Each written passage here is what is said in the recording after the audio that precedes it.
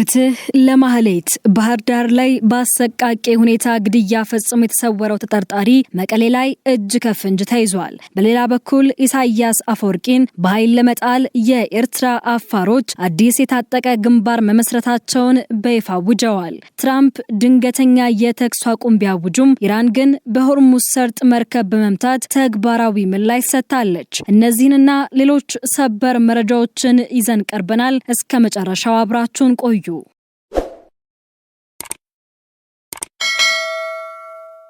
ባለፉት ጥቂት ቀናት በመላው ኢትዮጵያ ከፍተኛ ቁጣና ሐዘን ቀስቅሶ የሰነበተው የወጣት ማህሌት ማሩ አሰቃቂ ግድያ ዛሬ ማለዳ ላይ ያልተጠበቀና አዲስ ምዕራፍ ላይ ደርሷል። ወጣት ማህሌት በባህር ዳር ከተማ በአንድ ሆቴል ውስጥ በቅንነትና በትጋት ስራዋን የምታከናውን ንጹህ እንስት ነበረች። ሆኖም የአድማ ብተና አባል የሆነው ያምራል አለበላለሙ ሰብአዊነት በራቀው መንገድ ይህችን ወጣት ከስራ ገበታዋ አዘናግቶ ወደ ሌላ ሆቴል በመውሰድ አስገድዶ በመድፈርና ህይወቷን በአሰቃቂ ሁኔታ በመቅጠፍ ከአካባቢው ተሰውሮ ነበር። ይህ ወንጀል ከተሰማበት ሰዓት ጀምሮ በማህበራዊ ሚዲያና በህዝቡ ዘንድ ከፍተኛ ተቃውሞ ሲሰማ ቆይቷል። በተለይም ወንጀሉን የፈጸመው ግለሰብ የህዝብን ሰላምና ደህንነት እንዲጠብቅ ትጥቅና ስልጣን የተሰጠው የፖሊስ አባል መሆኑ ቁጣውን ይበልጥ እንዲባባስ አድርጎታል። የአማራ ክልል ፖሊስም ተጠርጣሪው ከአካባቢው መሰወሩን ተከትሎ ፎቶግራፉን በየቦታው በመለጠፍና ህዝቡ ያለበት እንዲጠቁም ጥሪ በማቅረብ ሰፊ ክትትል ሲያደርግ ሰንብቷል። ዛሬ ግን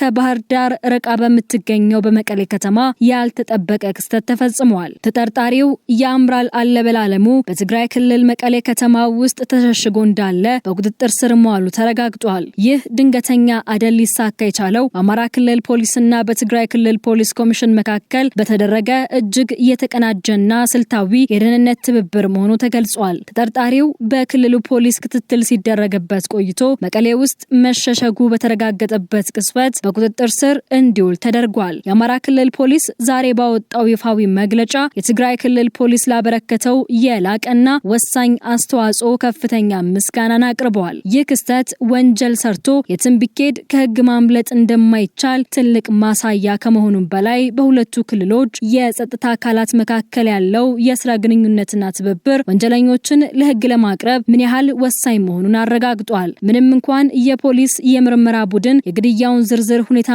የአሟሟቷን ሚስጥር ገና በምርመራ ላይ ያለ ጉዳይ ነው በሚል ይፋ ባያደርግም የተጠርጣሪው በቁጥጥር ስር መዋል ለማህሌት ቤተሰቦችና ለህዝቡ ትልቅ መጽናኛ ሆኗል። በአሁኑ ወቅት ተጠርጣሪው ወደ ባህር ዳር ተመልሶ በፈጸመው አሰቃቂ ወንጀል ተገቢውን የህግ ቅጣት እስኪያገኝ ድረስ ህዝቡና የፍትህ አካላት ጉዳዩን በከፍተኛ ጥንቃቄ እየተከታተሉት ይገኛሉ። ይህ የፍትህ ጉዞ ለማህሌት ብቻ ሳይሆን መሰል ግፍ የሚፈጸምባቸው ንጹሃን ሁሉ ድምጽ የሚሰማበት አጋጣሚ ሆኖ ተመዝግቧል።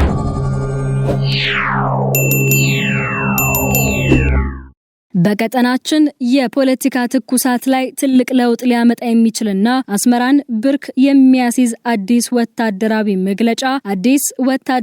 መግለጫ ዛሬ ወጥቷል። የኤርትራ አፋር ብሔራዊ ኮንግረስ ሚያዝያ 12 ቀን 2018 ዓ.ም ከአሰብ ዳንካሊያ በሰጠው ጋዜጣዊ መግለጫ የፕሬዝዳንት ኢሳያስ አፈወርቂን አገዛዝ በኃይል ለመጣል የሚያስችል ወታደራዊ ክንፍ ማቋቋሙንና ወደ ስራ መግባቱን በይፋ አብስሯል። ይህ ውሳኔ በኤርትራ ተቃዋሚዎች ዘንድ ላለፉት 35 ዓመታት ሲሰነዘር ከነበረው ዲፕሎማሲያዊ ተቃውሞ ወጥቶ በቀጥታ ወደ የታጠቀ ትግል የተሸጋገረበት ታሪካዊ ምዕራፍ ተደርጎ ተወስዷል። ንቅናቄው ይህንን የጦርነት አዋጅ ለማወጅ የተገደደበትን ምክንያት ሲያብራራ በኢሳያስ አፈወርቂ የሚመራው ህግደፍ በአፋር ህዝብ ላይ ለዘመናት የፈጸመው ግፍ በዝርዝር አቅርበዋል። እንደ መግለጫው ከሆነ የአፋር ህዝብ በገዛ ሀገሩና በባህር ዳርቻው ላይ የማንነት ጥቃት ስልታዊ የሆነ የዘር ማጥፋትና ታቅዶበት የሚከናወን የመሬት ነጠቃ ሲፈጸምበት ቆይቷል። በተለይም ስትራቴጂካዊ በሆነው የዳንካሊያ የባህር ጠረፍ ላይ የሚኖሩ አፋሮችን በማፈናቀልና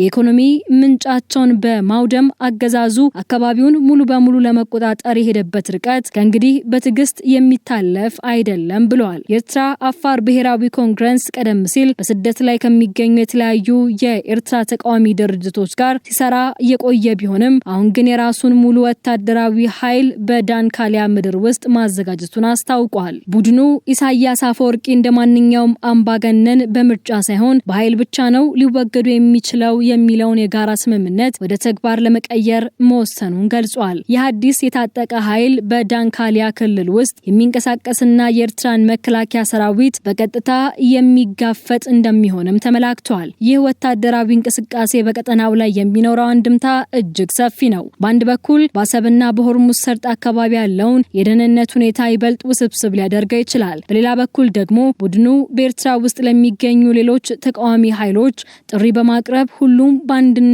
በመቆም የአፈወርቂ መንግስት ውድቀት እንዲያፋጥኑ አሳስቧል። የዓለም አቀፍ የሰብአዊ መብት ተሟጋቾችና የተባበሩት መንግስታት ድርጅት ቀደም ሲል በአፋር ህዝብ ላይ የሚፈጸመውን በደል ሲያወግዙ መቆየታቸውን ያስታወሰው መግለጫው አሁን ግን መፍትሄው በድርድር ሳይሆን በጠመንጃ ፈሙዝ መሆኑን አረጋግጧል። በኤርትራ የባህር ጠረፍ ላይ የተለኮሰው ይህ አዲስ የታጠቀ ትግል የኢሳያስን መንግስት የመጨረሻ ምዕራፍ ያበስር ይሆን ወይስ ቀጠናውን ወደማይወጣበት ሌላ የጦርነት አዙሪት ይከተዋል የሚለው ጥያቄ የፖለቲካ ተንታኞችን እያወያየ ይገኛል።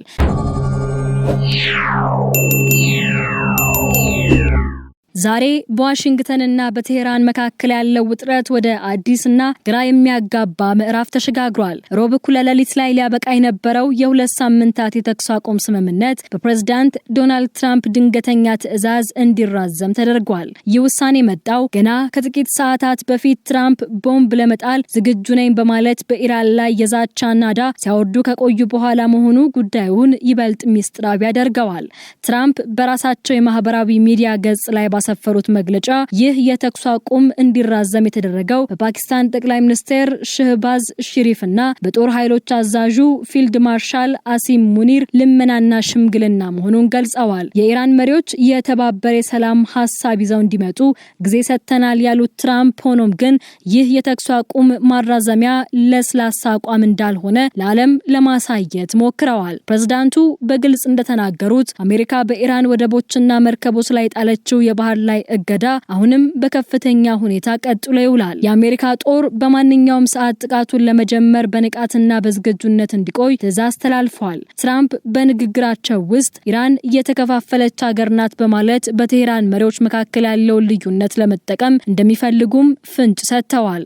ይህ የትራምፕ የባህሪ ለውጥ ብዙዎችን አስገርሟል። ምክትል ፕሬዝዳንታቸው ጄዲ ቫንስ ወደ ፓኪስታን ሊያደርጉት የነበረው ጉዞ ለጊዜው መራዘሙን ተከትሎ አሜሪካ በኢራን ላይ የመጨረሻውን እርምጃ ተወስዳለች ተብሎ ሲጠበቅ ነበር። ሆኖም የፓኪስታን መንግስት ጦርነቱ ከተጀመረ መላውን ቀጠናና የዓለምን ኢኮኖሚ ያወድማል በሚል ባቀረበው ከፍተኛ ተጽዕኖ ትራምፕ ለዲፕሎማሲው የመጨረሻ ዕድል ለመስጠት እየወሰኑ ይመስላል። በዋሽንግተን በኩል ተኩስ አቁሙ ቢራዘምም ውጥረቱ ግን ቅንጣት ያህል አልቀነሰም። ትራምፕ ኢራን በ48 ሰዓት ውስጥ የሰላም ሐሳቧን ማቅረብ አለባት የሚል ግፊት እያደረጉ ሲሆን በሌላ በኩል ግን ኦፕሬሽን ሚድናይት ሐመር የተሰኘውና የኢራንን መሰረተ ልማቶች ኢላማ ያደረገው ወታደራዊ እቅድ በማንኛውም ሰዓት ወደ ተግባር ለመግባት ቃታው ላይ ይገኛል። ይህ የትራምፕ የበረዶ ላይ ሽኩቻ ዓለምን በከፍተኛ ስጋት ውስጥ ጥሏታል። ተኩስ አቁሙ የተራዘመው ለሰላም ሲባል ነው ወይስ አሜሪካ ለከፋ ጥቃት ኃይሏን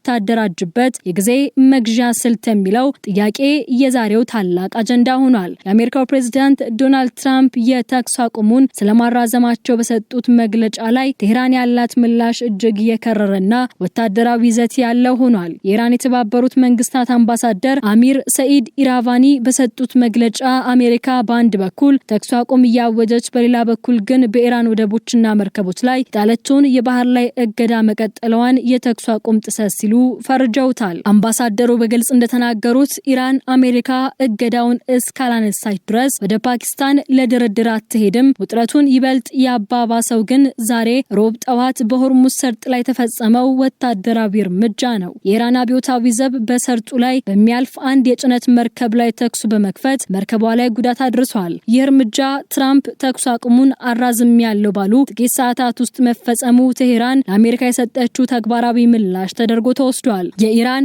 ይፋዊ የዜና ወኪሎች እንደዘገቡት መርከቡ ላይ ጥቃት የተፈጸመው የኢራን የጦር ኃይሎችን ማስጠንቀቂያ ባለማክበሩና በሆርሙዝ ሰርጥ ላይ ያለውን የህግ ቁጥጥር በመጣሱ ነው። የኢራን ፓርላማ አፈጉባኤ መሐመድ ባገር ጋሊባፍ አማካሪ የሆኑት መህዲ መሐመዲ በበኩላቸው የትራምፕን ውሳኔ ለድንገተኛ ጥቃት ጊዜ መግዣ የተዘጋጀ ተንኮል ሲሉ ገልጸውታል። እንደሳቸው አባባል የተሸነፈ ወገን ለድርድር ቅድመ ሁኔታ ሊያስቀምጥ አይችልም፣ እገዳው መቀጠሉ ወታደራዊ ምላሽ ያስፈልገዋል ያሉት አማካሪው ኢራን ራሷን ለመከላከልና ጸፋዊ እርምጃ ለመውሰድ የጥቃት አጀማመሩን በእጇ ለማስገባት መወሰኗን ፍንጭ ሰጥተዋል። የኢራን አብዮታዊ ዘብ ባወጣው መግለጫ ጠላት በማንኛውም ሰዓት ጥቃት ሊሰነዝር እንደሚችል በመገመት ጸጥታ የሰፈነበት የጦር ሜዳ በሚል ንቃቱን ማሳደጉንና በማንኛውም ሰዓት ከጠላት ግምት በላይ የሆነ አድቃቂ ምላሽ ለመስጠት መዘጋጀቱን አስታውቋል። ይህ የቴህራን አቋም የሚያሳየው ኢራን በአሜሪካ የኢኮኖሚና የዲፕሎማሲ ጫና ተንበርክካ ወደ ድርድር ጠረጴዛው ከመቅረብ ይልቅ ለከፋ ወታደራዊ ግጭት ራሷን እያዘጋጀች መሆኗን ነው። ዓለም በስጋት የምትጠብቀው ይህ ፍጥጫ በሆርሙዝ ሰርጥ ላይ ከተከፈተው ተኩስ በኋላ ወደ የባህር ላይ ጦርነት ሊያመራ እንደሚችል የፖለቲካ ተንታኞች ስጋታቸውን እየገለጹ ይገኛሉ። ኢራን ለማንኛውም አማራጭ ዝግጁ ነን፣ ሰላም ከፈለጋችሁ ሰላም፣ ጦርነት ከፈለጋችሁም ጦርነት የሚል ግልጽ መልእክት ለዋሽንግተን ልካለች። በመጨረሻም በዛሬው መረጃችን ዓለምን ያስገረሙ ሁለት ልዩ መረጃዎችን እናነሳለን። የመጀመሪያው ከቴህራን የተሰማውና የኢራንን የደህንነት መዋቅር ያናወጠው ሰበር ዜና ነው። የኢራን የፍትህ አካል እንደገለጸው በሀገሪቱ የሲቪል መከላከያ ባለስልጣን ውስጥ ከፍተኛ የሥራ አመራር የነበረው መህዲ ፋሪድ በዛሬው ዕለት በስቅላት ተቀጥቷል። ይህ ግለሰብ የተገደለው ለእስራኤል የደህንነት ተቋም ወይም ሞሳድ ሲሰልል ነበር በሚል ሲሆን በምርመራው ወቅትም እጅግ ስስ የሆኑ የኢራን መከላከያ ተቋማትን የምህንድስና ካርታ፣ የህንፃዎችን አቀማመጥ፣ የደህንነት ዝርዝሮችንና የከፍተኛ አመራሮችን መረጃ አሳልፎ ለመስጠት መሞከሩን አምኗል ተብሏል። የግድያ ኢራን በትራምፕ ዛቻ ስር ባለችበት በዚህ ወቅት የውስጥ ደህንነቷን ለማስጠበቅና ለሌሎች ማስጠንቀቂያ ለመስጠት የወሰደችው እርምጃ ተደርጎ ተወስዷል። በሌላ በኩል በምዕራቡ ዓለም በብሪታንያ ታዋቂ ዩኒቨርሲቲዎች ውስጥ ታይቶ የማይታወቅ ታላቅ ቅሌት ተከስቷል። 12 የሚሆኑ ታዋቂና አንጋፋ የብሪታንያ ዩኒቨርሲቲዎች ፍልስጤምን የሚደግፉ ተማሪዎቻቸውን በሚስጥር ለመሰለል ከአንድ የግል የደህንነት ድርጅት ጋር ውል መፈጸማቸው ተጋልጧል። የሚገርመው ነገር ይህ የደህንነት ድርጅት ከወታደራዊ ደህንነት ጋር ጥብቅ ቁርኝት ያለው መሆኑን ነው። ተማሪዎቹ ሳያውቁ የማህበራዊ ሚዲያ ገጾቻቸውንና የተቃውሞ እንቅስቃሴዎቻቸውን ክትትል ሲደረግባቸው መቆየቱ በከፍተኛ የትምህርት ተቋማት ውስጥ ሊኖር የሚገባውን የሀሳብ ነጻነትና የተማሪዎችን ደህንነት አደጋ ላይ የሚጥል ነው በሚል ከፍተኛ ቁጣን ቀስቅሷል። ይህም ፖለቲካዊ ውጥረቶች እንዴት ወደ ትምህርት ተቋማት ዘልቀው በመግባት የግለሰቦችን ግላዊ ነጻነት እንደሚጋፉ ትልቅ ማሳያ ሆኗል። ዓለምና ሀገራችን በታላቅ የፖለቲካ ትኩሳት ውስጥ ይገኛሉ። የማህሌት ገዳይ መያዝ ለፍትህ መገኘት ተስፋ ሲሆን በኤርትራ የተለኮሰው አዲስ ወታደራዊ እሳት ደግሞ የቀጠናችንን ስጋት ጨምሮታል። ለቻናላችን አዲስ ከሆናችሁ ሰብስክራይብ በማድረግና የደውል ምልክቷን በመጫን ቤተሰብ ይሁኑን። በሌሎች ሰበር መረጃዎች እስከምንመለስ ሰላም ቆዩን።